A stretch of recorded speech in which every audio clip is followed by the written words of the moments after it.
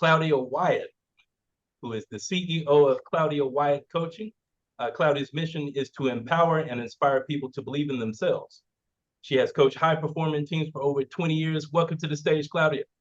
Thank you so much. I'm thrilled to be here. This is going to be great. I feel a theme resonating already with some of the things that Ray was talking about. They're going to come through in some of mine as well. So I have a feeling this is going to transpire through everyone today, which is going to be wonderful. Have you ever looked in the mirror and wondered, who is that person staring back at you? Have you ever said, how did I get here? I was trapped in my own darkness, living in zombie mode for 10 years, stuck in a life I had outgrown, and I couldn't see a way out. I was lost within myself, lost in time, surrounded by significant loss from my marriage, my father and my sister passing away a month from each other, and eventually my beloved little pug that I had had for 17 years. It was all just too much. I was in a very toxic marriage. The man I married turned out to be a mastermind of deception, which landed him in a foreign prison. The guilt loomed from another failed marriage, so I stayed. I was honoring my vows, and I fought tooth and nail for him, believing that he was innocent. And I had no reason not to.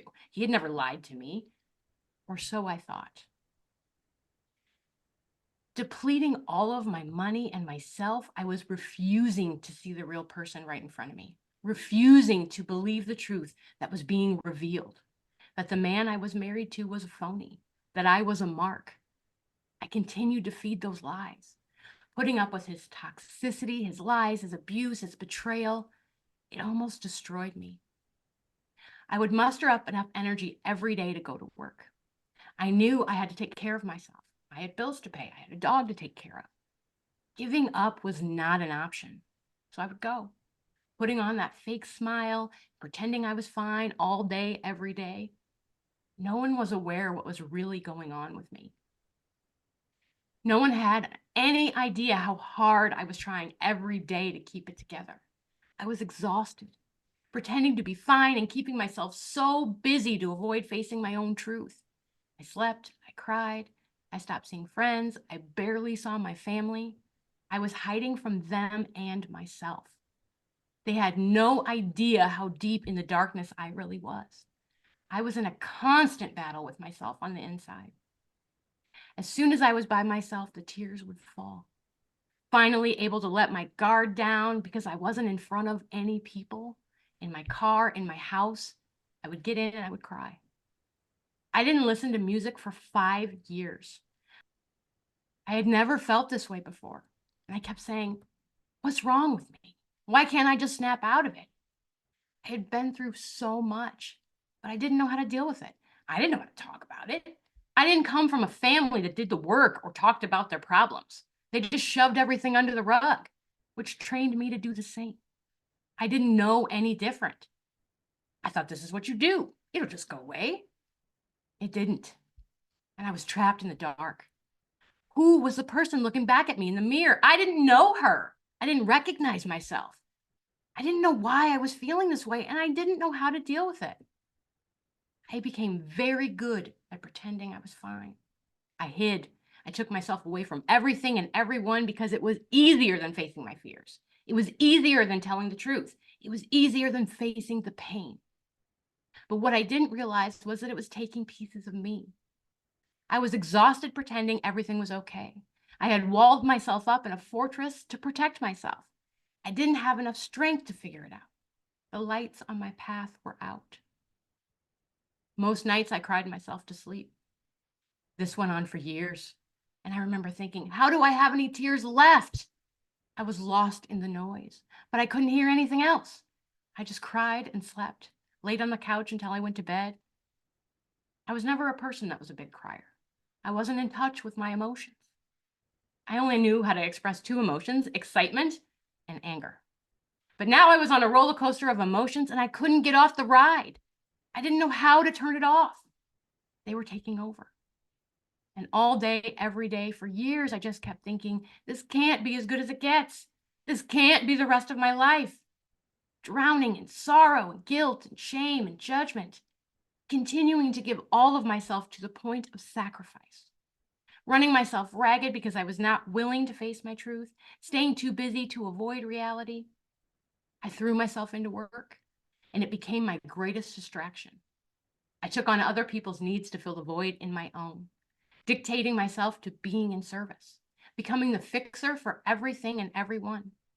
Anything was better than focusing on my pain, and I was depleting my cup to fill others. I was in a drought. All I wanted was to be happy. Why was that so hard? It didn't seem like that big of an ask. I didn't know how to be happy. I wanted it more than anything, but I had no idea how to get it back. What happened to me? I used to be fun. When did I become like this? So much time had passed. Was it even possible to get it back? Is this all there is? I would look at other people and wonder, how are they happy? Why do they get it, but I don't? What am I doing wrong? Why am I being punished? It seemed like an impossible feat for me when all I could see was pain. I continued to cry myself to sleep every night. I cut myself off from everything and everyone. I stopped going places and seeing my friends and my family because it was just too hard to pretend I was fine. Fear of the questions that they were going to ask and the answers I was way too afraid to give. My friends would invite me places and I would always decline. I remember one of my friends saying, "Well, you need to eat, right?" And I said, "I just can't." Immediately feeling guilty. The ones that knew my situation tried to pull me out. "How long are you going to keep doing this?" they would ask. I would get angry with them and distance myself more. They had struck a nerve, knowing I was more angry with myself than I was with them. But I kept it all in, becoming the vault. I became a master in deflection. I didn't want anyone to ask anything about me ever. I didn't want to tell them what was really going on. My answer was always the same. "I'm good. How are you?" Relief would wash over me when the conversation turned away from me, terrified that somebody would find out the truth. I didn't want anybody to know I wasn't me. A change had to be made. And one day, I went outside and found myself on a walk. And with each step, I became more awake. I stopped in the middle of a quiet park, the sun warming my face, the birds singing, the squirrels chasing each other. I closed my eyes and took it all in. All of my senses were awakened. I was feeling something other than sadness for the first time in a long time. I was feeling grateful. And when I opened my eyes, my path was illuminated. I was awake and with a new sense of purpose. This is not who I am. This is not the life I was meant to live. I'm tired of living this way. A spark had been lit. I was done. Done being unhappy, done living in the fortress I had created in my house, done not living my life, done not experiencing joy. I was ready to leave the darkness behind, and I took another step. A smile formed on my face, and my eyes lit up, taking everything in like I was seeing it for the first time. I found myself humming as I walked. My pace quickened. All of my senses were at a 10. The sadness was lifting, and I felt hope. I was coming back. I knew there was work to be done, but today I was awake and I was grateful. I was done waiting. I was done being stuck. I was done settling. I was done not living my purpose. 10 years I had suffered. 10 years I had been stuck. 10 years I had endured the pain. Not today. Today was the day I was going to make a change, and I made the choice. I wasn't going to waste this life I was given. Now, just because you get over one hurdle doesn't mean there won't be another. When the depression stopped, the anxiety started. You see, when you decide to make a change, not everybody is going to like it. It can get ugly, and in my case, it did. But that's where you find that inner strength. That's when you find that fight for yourself. This is when you choose you. When I decided to end my marriage, my husband wasn't taking no for an answer. He thought I'd stayed many times before and put up with it. I would continue to do so, but not this time.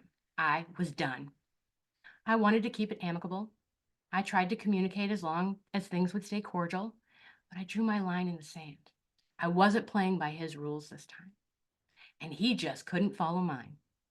I wasn't going to listen to the gaslighting and the scapegoating and the threats and the abuse anymore.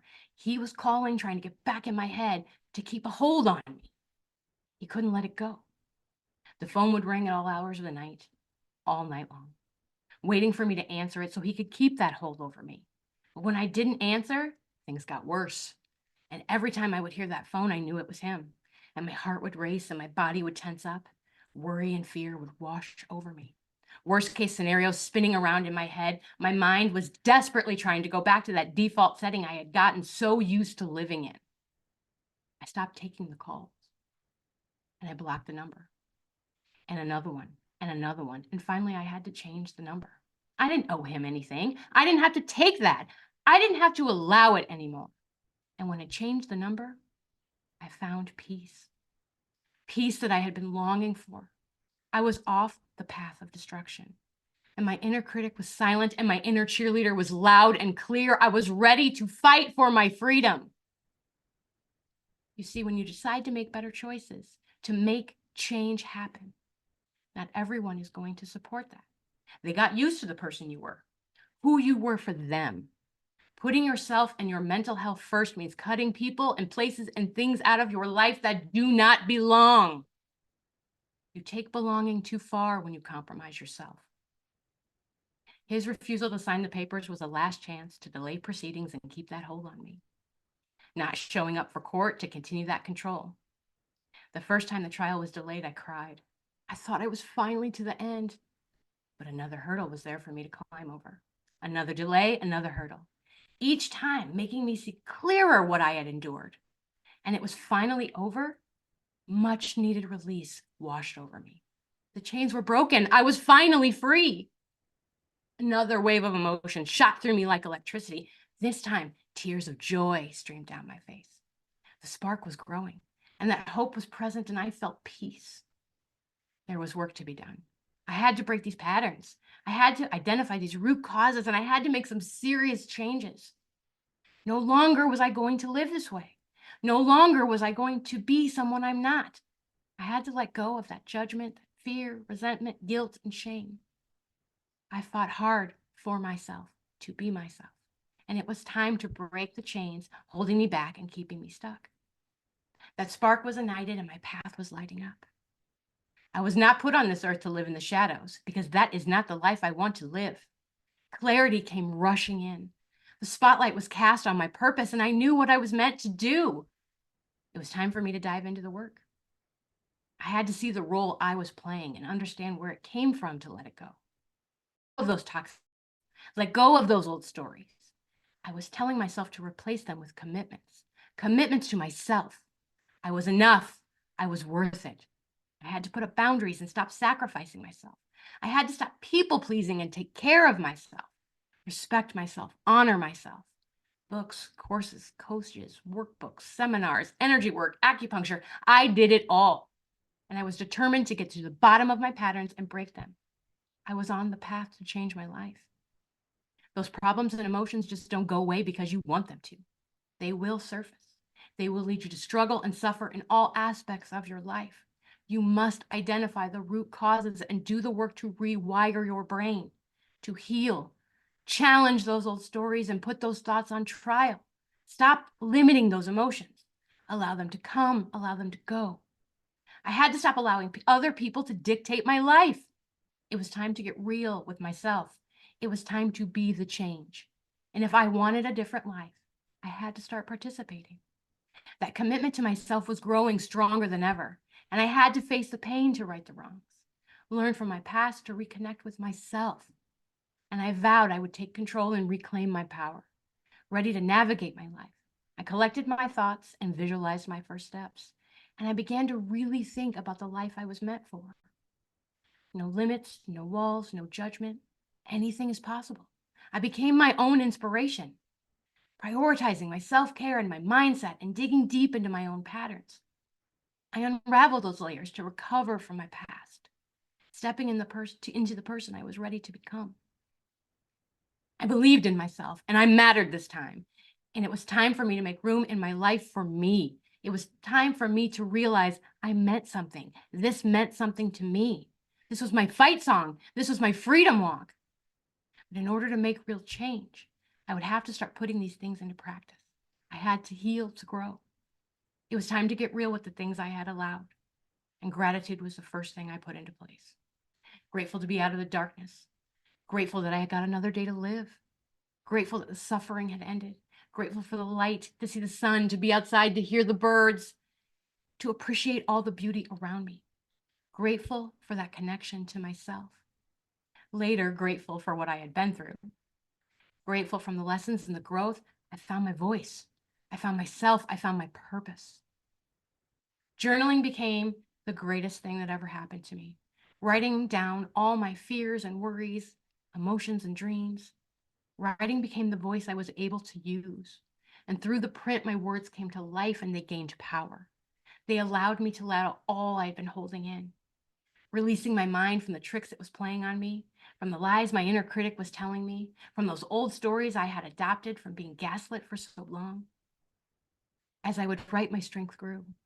I could feel it rising inside me until it came out in my voice, spoken loudly and passionately. It became part of my healing and allowing me to reveal my own vulnerability. Once those words got out, more would follow, and that spark was becoming a flame, lighting up the path for me to find the way back to myself. Affirmations paired with mirror work, saying those positive statements and cheering myself on with encouragement, all while looking myself in the eye. This time I saw myself. I recognized her coming out of that shell and emerging renewed. Hope was present and fully accounted for. Having those positive daily conversations with myself rewrote those wrongs. It rewired those neural pathways. And I picked myself up and I looked myself straight in the eye and I cheered myself on. That unwavering belief in myself took hold and ignited that flame to become fire. Forgiveness. Forgiveness of myself and of others was one of the hardest things I've ever done. I couldn't hold on to that resentment any longer. It didn't serve me. That blame game was not getting me anywhere, and I had to forgive to let go. If I was going to move forward, I could no longer hold on to the past. I was freeing myself up and opening myself up for more. That walk changed my life. It brought in the light and overrode the dark. That illuminated my path and set my purpose in motion. It became part of my daily routine. Get moving, get that negative energy out. Those walks surrounded in nature turned on my emotions and my senses and my vulnerability. It grounded me.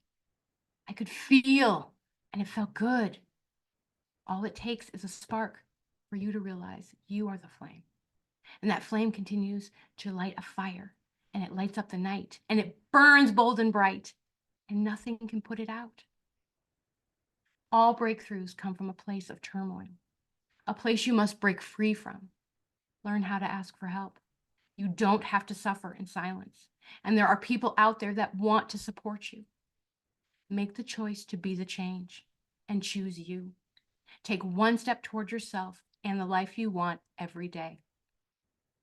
Each step will show you you can, and those steps will create momentum. Face your fears. Sweeping them under the rug will not make them go away. Take care of yourself. Put self-care practices into your routine. Do the work to break the patterns. See the lessons and be grateful. Never give up on yourself and always have hope. Release what no longer serves you to leave the darkness behind and step onto your illuminated path.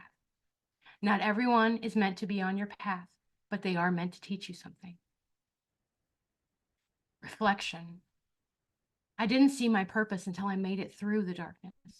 Look back and reflect on the journey. See the untold story. Although the path led me to pain and suffering, it was that path that put me here.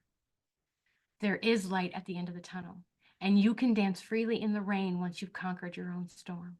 You can find gratitude, happiness, peace, and freedom. That part of my life was so hard, but I made it through. I stood up for myself. And as I walk through new doors of possibility, I can look back and smile. I found my light. I found my strength, my past, my purpose. I found me. I'm free. I took my life back, and so can you. Know that you are worth it. You are enough. You are loved. And you can step out of that darkness and onto your illuminated path anytime. Thank you.